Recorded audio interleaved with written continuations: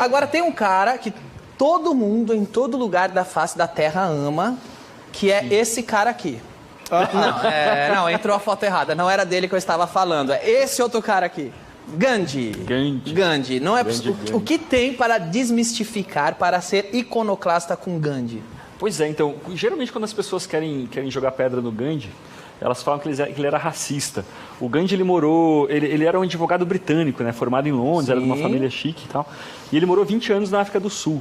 E lá ele escrevia um jornal, ele tinha um jornal, e escreveu muito mal dos negros da África do Sul, né? Falava que é absurdo nós, indianos, sermos rebaixados à condição desses selvagens negros e tal. E muita gente fala, ele era racista, então assim está invalidada toda a questão do Gandhi. Eu falo assim, olha, tudo bem, isso é lamentável mesmo, né? Essas frases são absurdas e tal, mas no fim da vida, na verdade no meio da vida, ele já volta atrás e tenta esconder esse lado racista dele. Também falam que ele tinha umas teorias sexuais bizarras, ele chegou a proibir sexo até para procriação. Ele falava, não, um resistente passivo não pode de jeito nenhum fazer sexo, não pode ter filho. Ele brigou com o filho dele quando o filho dele anunciou que estava grávido e tal. Você vai ser vovô, pô, como é que você faz isso comigo? Mas a cada dia se revela novos segredos sexuais do Gandhi. Ele com 70 anos, pois é. Olhando essa carinha aqui, cadê? Olhando essa carinha, cadê? Quem diria que essa carinha tem muitas coisas sexuais para contar ao mundo. Então, nessa idade aí da foto, ele tinha uns 70, 77 anos, ele dormia pelado com as sobrinhas netas de 18 anos.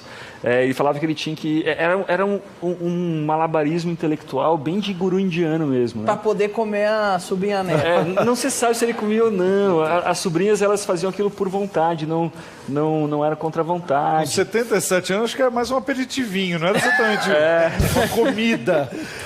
Exatamente. Era uma espécie de Mr. Catra da época. Ele era o Mr. Catra. E daí que eu falo assim, não, na verdade, assim, isso é meio bizarro, mas tudo bem, dá para entender o Gandhi canastrão. Eu falo em defesa do Gandhi canastrão. Mas o pior mesmo eram as ideias dele para a Índia. Assim, ele ferrou a Índia. Coitado, ele achava que a Índia tinha que se fechar o comércio internacional e fazer os próprios tecidos. Isso atrasou muito a Índia. A pobreza aumentou muito enquanto a população aumentou junto. Mas ele libertou a Índia da Inglaterra. Isso já foi uma grande coisa, não? Então, pois é, mas é como diz um historiador americano, né? O que a Inglaterra fez pela Índia? Além de viadutos, estradas, um sistema de educação, um sistema financeiro, um sistema judiciário, nada. Mas você acha que era melhor para a Índia ser dominada do que ser...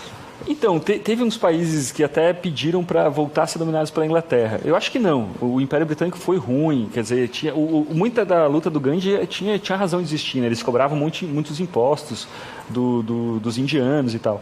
Mas a questão é que não melhorou depois. Né? Essa ideia de que a dependência econômica era a causa dos problemas da Índia se mostrou o contrário. Né? Quer dizer.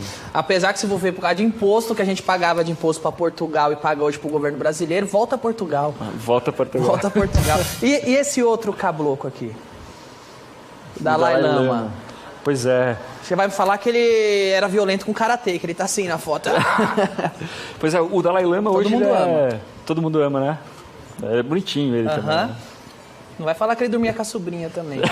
Não sei. Conta os podres do homem. Então, o que eu falo é o seguinte, o Tibete, em 1960, ele foi invadido pela China comunista, né? E em 1950, né? E até então o Tibete era um lugar muito atrasado. O Dalai Lama já estava vivo e ele era o chefe disso, né? Tipo, já adolescente. O Tibete não tinha cadeia no Tibete porque eles achavam que as punições mais corretas eram amputações. Então tem relatos até de americanos que foram para lá e, quer dizer, gente que perdia um olho, você comete um assalto e perde um olho, perde um braço. Tudo bem, vai que tem algum louco hoje que concorda que isso é uma boa punição, sei lá, tanto faz. Mas isso não combina com essa figura, né? Isso é claro. Era olho por olho mesmo. Muita gente fala que isso é invenção da China, porque a China invadiu o Tibete e daí para justificar a invasão ela teria contado um monte de histórias contra o Tibete. Mas não é só conversa da China, não. Tem relatos de franceses da época, de americanos, falando que o Tibete era desse jeito.